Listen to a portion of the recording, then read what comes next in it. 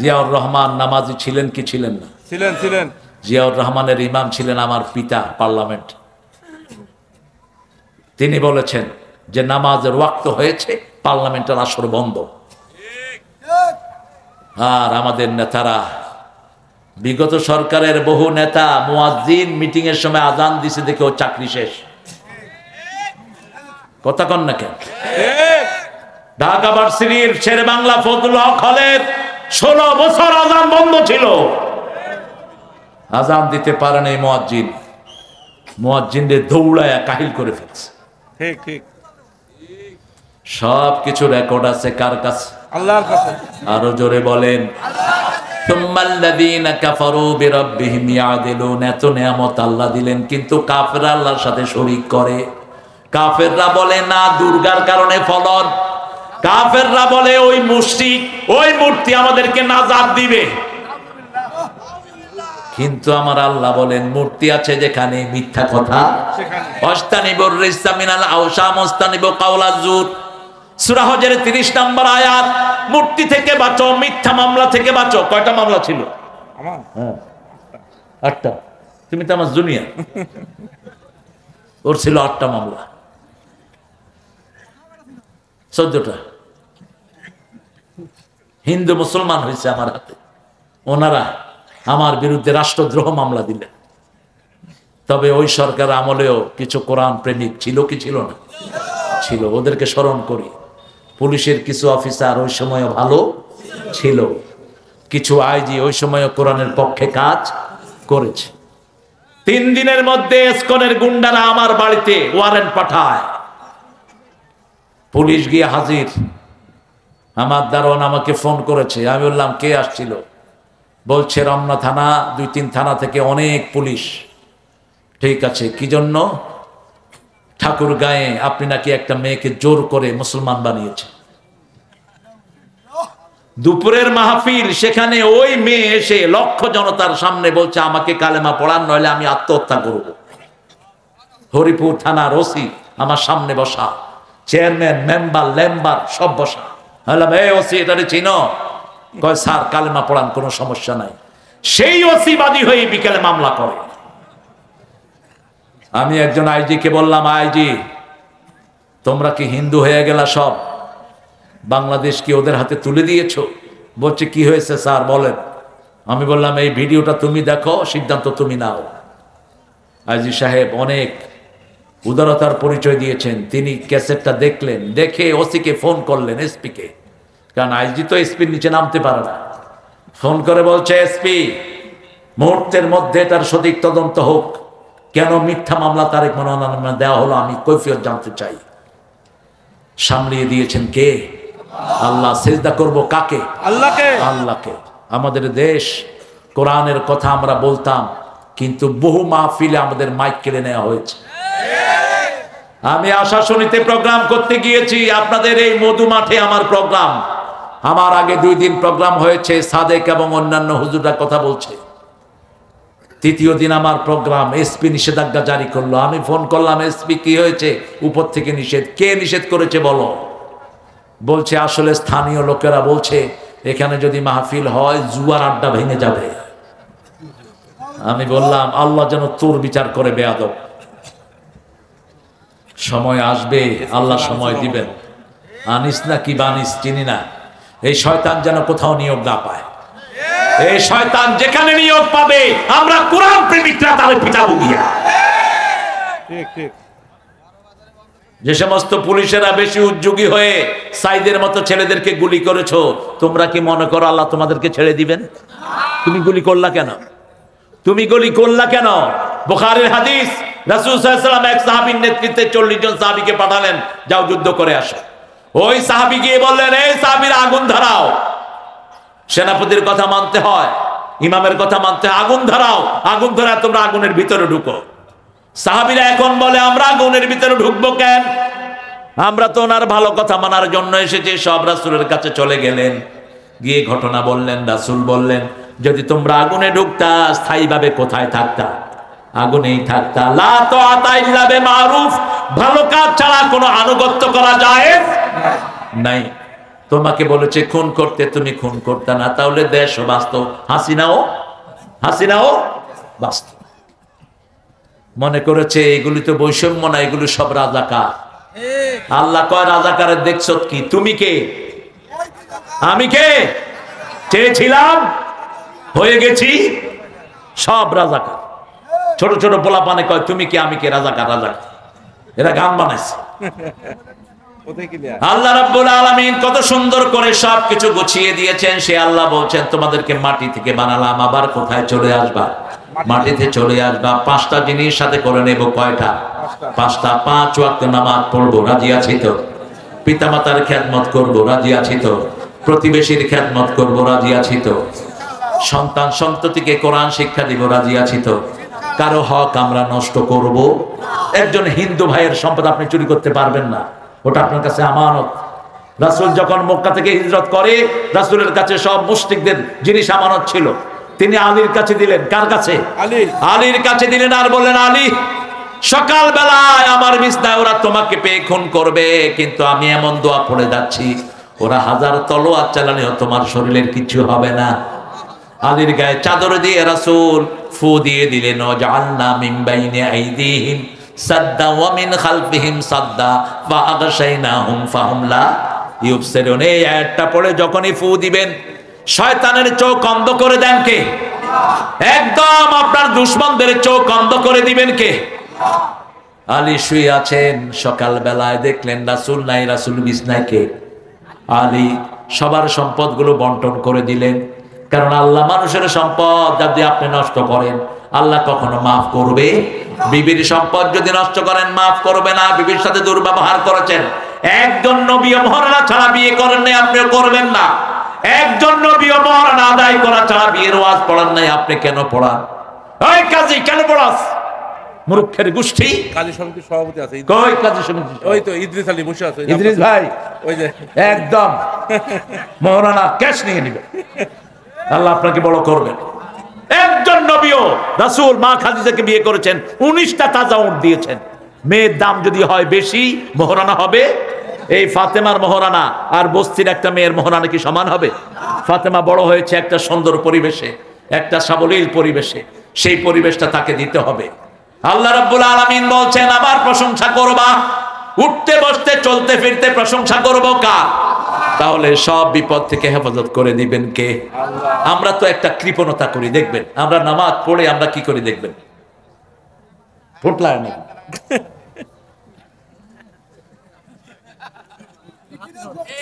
এরকম গনে মুখ লালায় না, আবার বুকে ফু দেয়। বুকে ফু দেয়। আর যাদের তসবিহ আছে এদের তো উপায় নেই। এই কেমন আছো? কইলাম চাচা কি পড়তেছেন? কয় ভিতরে চলতেছে। কি ভিতরে? তুমি 21 ফিট করছো? রাসূল বলছেন সাল্লাল্লাহু, যারা তসবিহ পড়ার সময় ঠোঁট লাড়ে, আল্লাহ নিজে তাদের সাথে থাকে। পড়েন সুবহানাল্লাহ, আলহামদুলিল্লাহ, আল্লাহু আকবার, লা ইলাহা ইল্লাল্লাহ। এই 4টা বাক্য সবচেয়ে বেশি ভালোবাসেন কে? প্রথম জিকির হলো কোরআন তেলাওয়াত। সূরা ফাতিহা একবার পড়বেন 15 পারার সওয়াব হয়ে যাবে। সূরা ইখলাস একবার পড়বেন 10 পারার সওয়াব হয়ে যাবে। 10 বার পড়বেন, জান্নাতে আল্লাহ একটা বাড়ি আপনাকে বানায়া দিবে।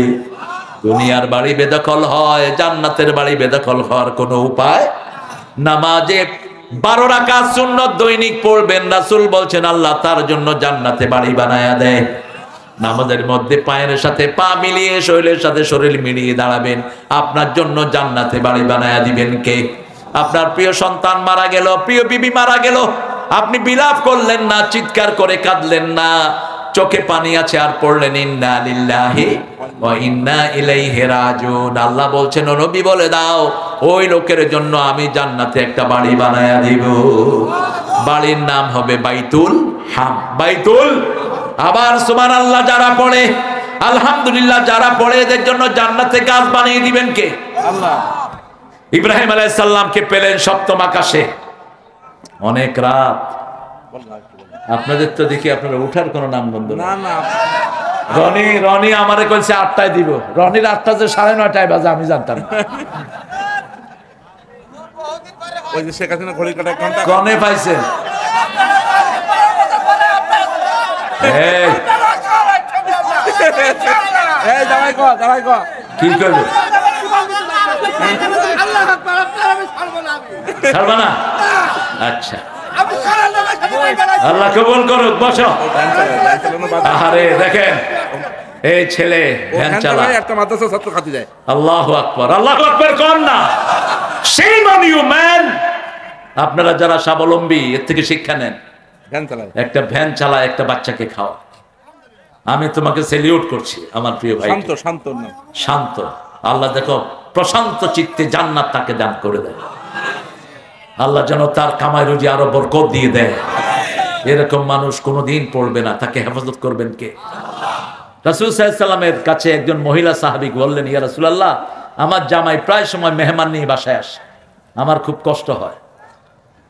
রাসূল বললেন, ও মহিলা শুনো, আগামী 2 দিন পরে আমি তোমার ঘরে আসতেছি মেহমান হিসাবে। মহিলা খুশি হয়ে গেলেন। রাসূল খুব বেশি আইটেম খেতেন না, মাত্র 3টা। কয়টা?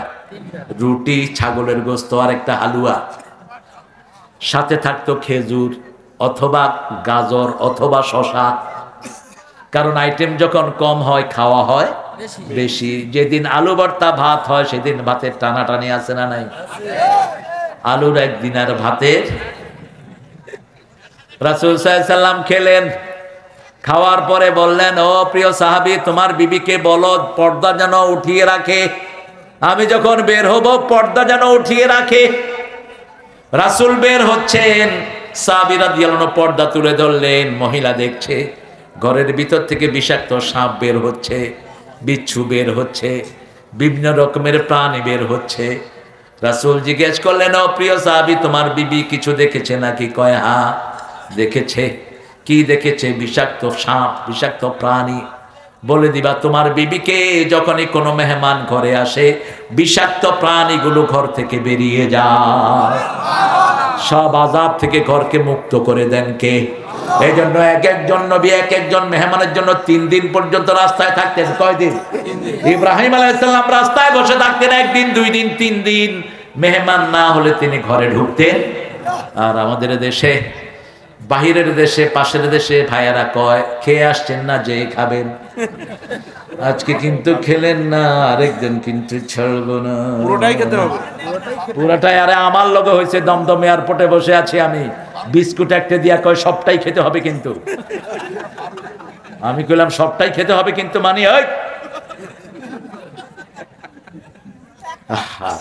মুশরিক এবং ইহুদিরা কিপটা হয় আর মুসলমান হয় খোলা মনের। ঠিক না ঠিক?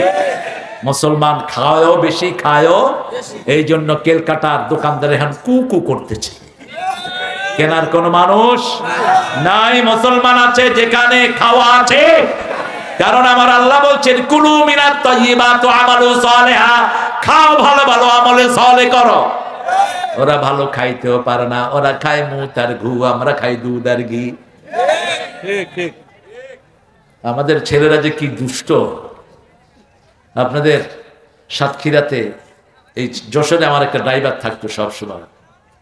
ওই ছেলেটাকে একদিন একজন হিন্দু ধর্মের ভাই বললেন, তিনি ছিলেন টিওনো, কারণ আওয়ামী লীগের সময় তো হিন্দুদেরই রাজত্ব ছিল। বলছে, এই তুই নাস্তা খেয়েছিস? কয় স্যার আপনারা সাপ শুয়োর মানুষ, ঘি গু খান, মোরা কি খাতি পারে? কি মাইটটা দিল, কি মানুষ আপনারা, সাপ শুয়োর মানুষ, ঘি গু খান, তা কি মোরা খাতি পারে? টিওনো তাড়াতাড়ি 50 টাকা বের করে দিকে, তোরে প্রশ্ন করাটাই ভুল হয়েছে। আমাকে এয়ারপোর্টে নিতে আসছে, কয়, আমি কইলাম কিরে তুই আসস কে? কয় নমসূত্র আমার নাস্তার খবর নেছে, আমি যে সকালে উঠে 4 প্লেট ভাত খেয়েছি, ওই শালা কি স্বপ্নে দেখেছি তা? কয় প্লেট? 4 প্লেট। গরিবের পেটে ক্ষুধা দেন কে? যারা নেককার তাদের পেটে ক্ষুধা দেন কে? আপনি দেখবেন নামাজ পড়লেই ক্ষুধা বেশি লাগে না কম? সুবহানাল্লাহ বিহামদিহি। আমার এক চাচা ছিলেন 5 ওয়াক্ত নামাজ, নামাজ হতো বাস রিকশা বন্ধ মসজিদে, প্যাসেঞ্জারকে বলতে হয় মসজিদে ঢুক, না হয় নেমে যা, স্ট্রেট ফরওয়ার্ড। উনি সালাম যখন ওনাকে দিতাম আমি দৌড়ের জন্য রেডি থাকতাম, কইতাম চাচা আসসালামু আলাইকুম, ওয়া আলাইকুম। উঠে দৌড়। চাচা কি খাইছেন? কয় নাস্তা, তরকারি বেশি ভালো ছিল না, 6 প্লেট ভাত খায় বেরোছে। কইলাম চাচা আর কিছু খাবেন? কয় রসগোল্লা বহুদিন খাই না। 1.5 কেজি রস সহ গোল্লা আনছি, কিছুক্ষণ পরে দেখি যে জোল খাইতেছে। আমি কইলাম চাচা গোল্লা কই? কয় গোল্লা কয়টা বাবা, জোলটা খাইতেছি। এরকম আল্লাহর ওলি আছে না নাই? এদের শরীর ভালো রেখে দেন কে?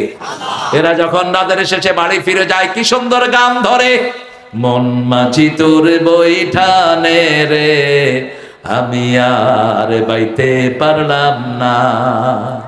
আমার বহু গানের ওস্তাদ হলো রিকশাওয়ালা।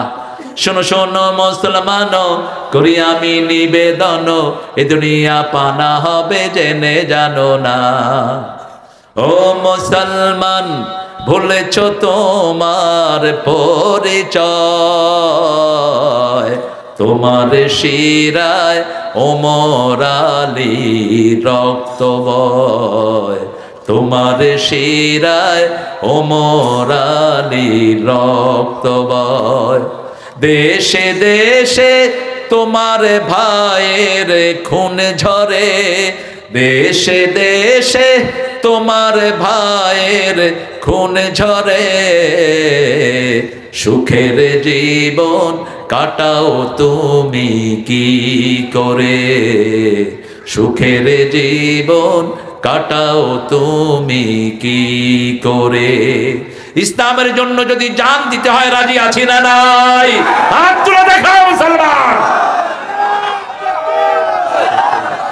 অনেক টাইম দিতে হবে।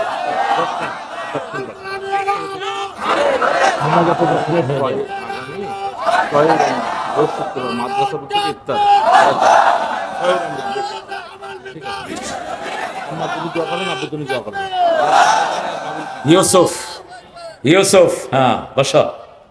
ইউসুফ মানে কি জানেন তো? ইউসুফ মানে দুঃখু মিয়া। ইউসুফ মানে কি? দুঃখু মিয়া, দুঃখু মিয়া। আসাফ, আসাফ থেকে ইউসুফ। এই ছেলেটার নাম ইউসুফ। আল্লাহ তাকে কবুল করুক। আগামী 6 রমজান, রোজ শুক্রবার, 6 রমজান রোজ জুমাবার, শুক্রবার বলবেন না, না ইফতার, ইফতার রোজ জুমাবার সবাইকে ইফতারের দাওয়াত দিচ্ছে আমাদের প্রিয় মানুষটি। আর বিগত সরকারের আমলে ইফতারি বন্ধ, মনে আছে না আপনাদের? না আমাদের এখানে হয়েছে সবকিছু। আরে মিয়া তোমার এখানে হয়েছে, রাষ্ট্রীয়ভাবে তো ইফতার বন্ধ ছিল। আল্লাহ কবুল করুক, আল্লাহ এদের অসাত আরো বাড়িয়ে দেখ। পড়েন সুবহানাকা আল্লাহুম্মা ওয়া বিহামদিক আশহাদু আল লা ইলাহা ইল্লা আনতা আস্তাগফিরুকা ওয়া আতুবু ইলাইক। আমরা সব সময় প্রশংসা করব কার? আল্লাহর প্রশংসা করতে আমরা পড়বো আলহামদুলিল্লাহি রাব্বিল। তাহলে কবরের প্রশ্নের উত্তর আছে না নাই? যে স্লোগানগুলো আপনারা দেন এগুলো কবরের প্রশ্নের উত্তর। ফেরেশতা জিজ্ঞেস করবে মার রব্বুক, আপনি বলবেন আল্লাহু আকবার। ফেরেশতা জিজ্ঞেস করবে তোমার দল কি, আপনি বলবেন ইসলাম ছাড়া অন্য কিছু।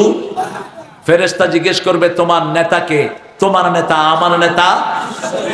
ব্যাস, এই স্লোগানগুলো যেন বারবার দিতে পারি। আর আমাদের শিশুদের প্রতি বেশি যত্নশীল হবেন, ঘরের মেয়েদের প্রতি